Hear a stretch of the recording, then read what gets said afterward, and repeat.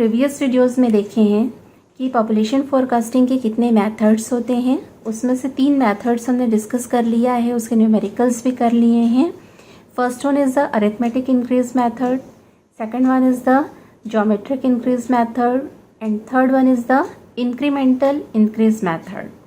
उसी को मैं कंटिन्यू करूँगी टॉपिक को इस वीडियो में, और आज हम समझेंगे fourth method, simple graphical method. In this method, a graph is plotted from the available data between time and population. The curve is then smoothly extended up to the desired year. It gives very approximate results. मैं explain कर रही हूँ इसको। अगर आपके पास year और population data है, year के करस्पॉन्डिंग आपके पास पॉपुलेशन डेटा गिवन है, तो आप इसमें क्या करिएगा, एक ग्राफ प्लॉट करना है। उसे डेटाबेस के आधार पे हम एक्स एक्सिस में लेंगे ईयर, एक्स एक्सिस जो हॉरिजॉन्टल एक्सिस होगी उसमें हम लेंगे ईयर, और जो वर्टिकल वाई एक्सिस होगी उसमें हम शो करेंगे पॉपुलेशन। ये हमने ले लिया। मैंने नीचे यहाँ पे ईयर को 10 ईयर्स के इंटरवल में शो किया है और पॉपुलेशन को 8000 के इंटरवल में शो किया है। अब जो डेटा गिवन है, जैसे 1880, इसका डेटा गिवन है 25,000, तो हमने इसको मार्क कर लिया। 1880 में 25,000 है। नेक्स्ट 1890 में 29,500 है, इसको भी हमने मार्क कर लिया। तो जितने भी एक्स वाई कोऑर्डिनेट हैं, एक्स कोऑर्डिनेट हमारे ईयर होगा, वाई कोऑर्डिनेट पॉपुलेशन होगा, तो एक्स वाई के पेयर्स को हमने यहाँ पे मार्क किया और उसको स्मूथ लाइन से हमने ज्वाइन किया। तो इसमें डेटा गिवन है 1950 तक का। जो लास्ट डेटा है इस फॉर 1950, तो 1950 के डेटा को हमने यहाँ पे मार्क कर दिया, विच इज 68,400। तो ये मार्क हो गया। अब अगर क्वेश्चन ये पूछा जाता है कि आप बताइए कि 2000 में पॉपुलेशन कितना होगा, जैसे हमने पहले तो मैथमेटिकल कैलकुलेशंस किए थे, अरिथमेटिक मीन में भी, arithmetic increase, geometric increase, incremental increase, ये मैथमेटिकल मॉडल्स है, मैथमेटिकल फॉर्मूले हैं जिसके आधार पे हमने पॉपुलेशन को फोरकास्ट किया, कैलकुलेट किया। लेकिन इसमें ऐसा कोई फॉर्मूला नहीं है, ये टोटली ग्राफिकल मेथड है। इसमें जो भी डेटाबेस गिवन है, सबसे पहले तो हम वहाँ तक प्लॉट करेंगे। तो इस डेटाबेस के आधार पे 1880 से 1950 तक का ये हमने ड्रॉ कर दिया, जो कि डार्क लाइन से शो हो रहा। अब उसके बाद देखिए, हमारे पास क्वेरी क्या है कि 2000 का पॉपुलेशन बताना है। इसी डेटाबेस के आधार पे ग्राफिकल मेथड से 2000 का हमको पॉपुलेशन बताना है। तो हम क्या करेंगे, इसके ट्रेंड को देखिए, जिस तरीके से कर्व यहाँ तक आगे बढ़ा, उसी ट्रेंड को देखते हुए हम इसको क्या कर देंगे, एक्सटेंड कर देंगे जहाँ तक का डेटा हमको रिक्वायर्ड है। तो मैंने इस ग्राफ में एक्सटेंड किया 2000 तक। 2000 तक इसको मैंने आगे अपने मन से बढ़ा दिया है। ये डिपेंड करता है कि डिज़ाइनर किस तरीके से इसको एक्सटेंड करता है। इसमें पर्सन टू पर्सन ये आंसर वेरी होगा। मैंने ऐसे एक्सटेंड किया, हो सकता है कोई दूसरा पर्सन होता ये इसके नीचे से ले जाता, हो सकता है कोई और होता तो इसको हल्के से ऊपर से ले जा सकता है। तो ये मेरा था ऑब्जर्वेशन कि अगर कर्व ऐसे जा रहे हैं तो आगे ऐसे जा सकता है। तो मैंने ऐसा प्रेडिक्ट किया कि ऐसा जाएगा। अब 2000 के करस्पॉन्डिंग मैं यहाँ से वाई एक्सिस में पॉपुलेशन डेटा चेक करूंगी। तो एक्स एक्सिस में 2000 हो गया, इसको मैंने यहाँ मार्क कर लिया। एक हॉरिजॉन्टल लाइन यहाँ पे ड्रॉ की, यहाँ पे मार्किंग कर ली। जो 81 से 89 के बीच 8 ईयर्स का गैप है, तो अगर हम इसको स्केल से देखते हैं, मेजर करते हैं, तो ये आएगा 84,000। तो 2000 के करस्पॉन्डिंग जो पॉपुलेशन डेटा है वो हो जाएगा 84,000, जो कि हमने ग्राफिकली फाइंड किया। हमने इसको अपने मन से एक्सटेंड किया, इसका कोई रूल नहीं है। हमको बस ये पिछला ट्रेंड देखना है कि कैसे कर्व जा रहा है और आगे कैसे जा सकता है। तो पिछला ऑब्जर्वेशन, ग्राफिकल ऑब्जर्वेशन के बेस पे हमने इसको एक्सटेंड किया और हमने फाइंड किया कि जो भी रिक्वायर्ड ईयर है उसमें पॉपुलेशन कितना हो सकता है, और इसलिए इसमें बोला जाता है it gives very approximate results. इसका मतलब क्या है कि ना ही ये कोई मैथमेटिकल कैलकुलेशन है और ना ही एग्जैक्ट कैलकुलेशन है। ये जस्ट एक ग्राफ से हम इसमें बता पा रहे हैं कि कितना हो सकता है। तो ये रैंडम है, हो सकता है मैं इसको कर्व को थोड़ा नीचे लेके जाती तो कुछ और वैल्यू आता। तो ये एग्जैक्ट नहीं है, बहुत ज़्यादा अप्रॉक्सीमेट मेथड है। तो ये हो गया simple graphical method. Simple graphical method में हम क्या कर रहे हैं, जो भी गिवन डेटाबेस है उसको ड्रॉ करते हैं, सिंगल एक हम कर्व बनाते हैं, लाइन बनाते हैं, जो भी पॉपुलेशन ट्रेंड है उसके हिसाब से, और उसी लाइन को हम आगे एक्सटेंड करते हैं रिक्वायर्ड डेटा तक, जहाँ तक हमको रिक्वायरमेंट है डेटा की 2000 या 1990, जहाँ तक है इंटरवल बीच के भी हम पीरियड्स में पॉपुलेशन फाइंड कर सकते हैं, क्योंकि हमारे पास कर्व आ चुका है। तो जो मैंने एक्सटेंड किया उसको मैंने डैश लाइन से शो किया, और जो गिवन है उसको मैंने डार्क लाइन से शो किया। तो 1950 तक का डेटा गिवन है, आप देख सकते हैं डेटाबेस में, इसलिए यहाँ तक डार्क है, बाकी आगे जो लाइन है वो डैश लाइन है। तो सिंपल है, आप इससे आराम से डेटा को प्रेडिक्ट कर सकते हैं, पॉपुलेशन को फोरकास्ट कर सकते हैं। अब ये सिंपल ग्राफिकल मेथड है, सिंपली एक कर्व से हमने इसको फाइंड किया। इसी के जैसे नेक्स्ट मेथड है पॉपुलेशन फोरकास्टिंग का, जो अगेन एक ग्राफिकल मेथड है, लेकिन इस मेथड का नाम है comparative graphical method. Previous method हमने देखा सिंपल ग्राफिकल मेथड, इसमें सिंपली हमने कर्व ड्रॉ किया, उसको एक्सटेंड किया।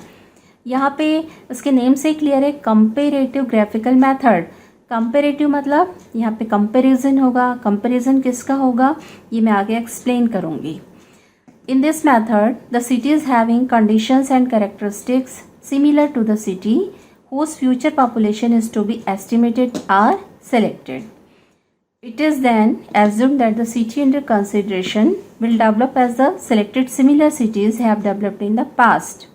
इसका मतलब ये हो रहा है कि अगर मेरे पास सिटी एक्स का डेटा है कुछ ईयर्स तक का, और उस एक्स सिटी का ही पॉपुलेशन मेरे को आगे फाइंड करना है 2030 में।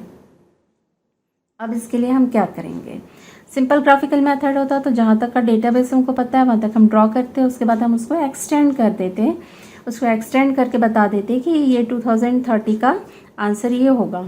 लेकिन ये चूंकि कंपैरेटिव ग्राफिकल मेथड है तो हमको क्या करना होगा, जो हमारा यहाँ पे सिटी एक्स है उसी के जैसे दूसरे सिटी हम फाइंड करेंगे, सिटी ए, सिटी बी, सिटी सी, सिटी डी, ऐसे हम 4-5 सिटी फाइंड करते हैं जिसमें क्या चीज़ सेम होना चाहिए, उसकी जो कंडीशंस हैं, ग्रोथ कंडीशंस हैं वो लगभग बराबर हों, उसके कैरेक्टरिस्टिक्स वो भी सिमिलर हों। तो ऐसे हम कुछ सिटीज़ फाइंड करेंगे।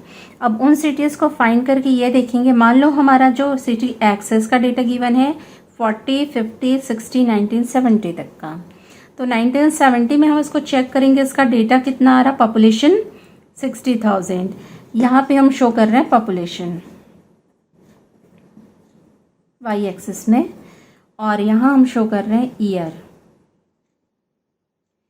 तो अगर मैं यहाँ पे देखूँ, ऑब्जर्व करूँ, तो 1970 में पॉपुलेशन आ रहा है 60,000। यहाँ तक का डेटा गिवन था, उसको हमने यहाँ पे प्लॉट किया। 1940 गिवन था, 50 गिवन था, 60 गिवन था, 70 गिवन था। अब इस डेटाबेस के आधार पे हमको निकालना है 2030 का पॉपुलेशन सिटी एक्स का। तो हम क्या करेंगे, एक सिटी हमने ए फाइंड किया, दूसरा हमने बी फाइंड किया, तीसरा हमने सी फाइंड किया, चौथा हमने डी फाइंड किया। कैसे, इनके जो कैरेक्टरिस्टिक्स होंगे वो हमारे सिटी एक्स के जैसे होंगे। अब हम देखेंगे कि अगर 1970 में सिटी एक्स का पॉपुलेशन 60,000 है, 1970 में सिटी एक्स का पॉपुलेशन 60,000 है, तो सिटी ए का पॉपुलेशन कब 60,000 था वो देखेंगे। तो हमने देखा कि सिटी ए का पॉपुलेशन 1900 में कितना था, 60,000 था। सिटी बी का पॉपुलेशन 1915 में कितना था, 60,000 था। सिटी सी का पॉपुलेशन 1870 में 60,000 था। सिटी डी का पॉपुलेशन 1890 में 60,000 था। तो हम क्या करेंगे, जितने भी सिटीज़ हमने सेलेक्ट किए थे, एक्स्ट्रा जो सिटीज़ हमने सेलेक्ट किए थे, यहाँ पे 4 सिटीज़ हमने लिए, तो कौन से ऐसे ईयर में इसका पॉपुलेशन 60,000 था, तो उसको हमने यहाँ पे लिख लिया।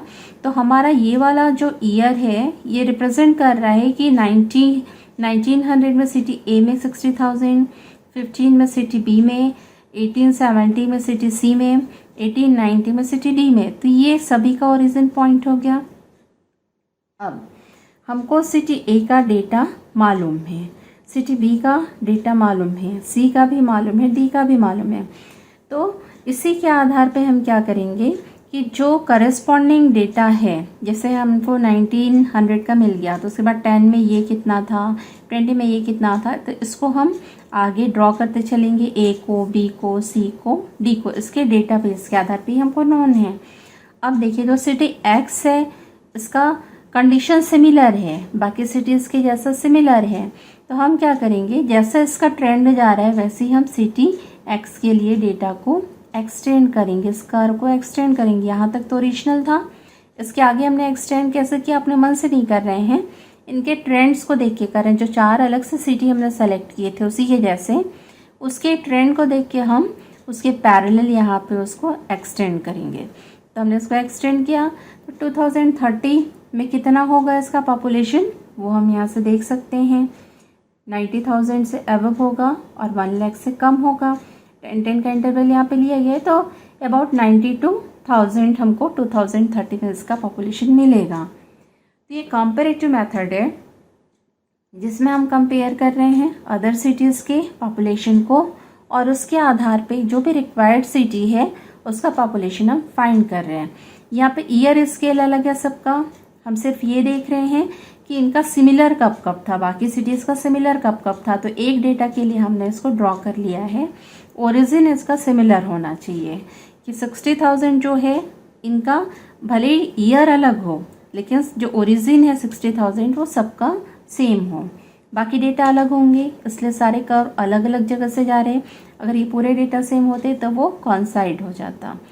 तो बाकी डेटाज अलग हैं बट हमारा ओरिजिन इन पांचों का एक जैसा होना चाहिए। तो इस तरीके से हम क्या कर रहे हैं, कंपेयर कर रहे हैं अदर सिटीज़ से और अदर सिटीज़ के ट्रेंड को देख के ही हम इसमें सिटी एक्स के लिए फॉलो कर रहे हैं। तो ये भी एक तरीके से अप्रॉक्सीमेट मेथड है बट सिंपल ग्राफिकल मेथड से अच्छा रिजल्ट कंपैरेटिव ग्राफिकल मेथड हमको देता है, क्योंकि हम इसमें एग्जैक्ट डेटा के आधार पे इसको कंपेयर कर रहे हैं कि अगर बाकी 4 ने ऐसे ग्रोथ किया, पॉपुलेशन ग्रोथ वहाँ पे ऐसा हुआ, तो सिटी एक्स में भी लगभग ऐसा ग्रोथ हो सकता है।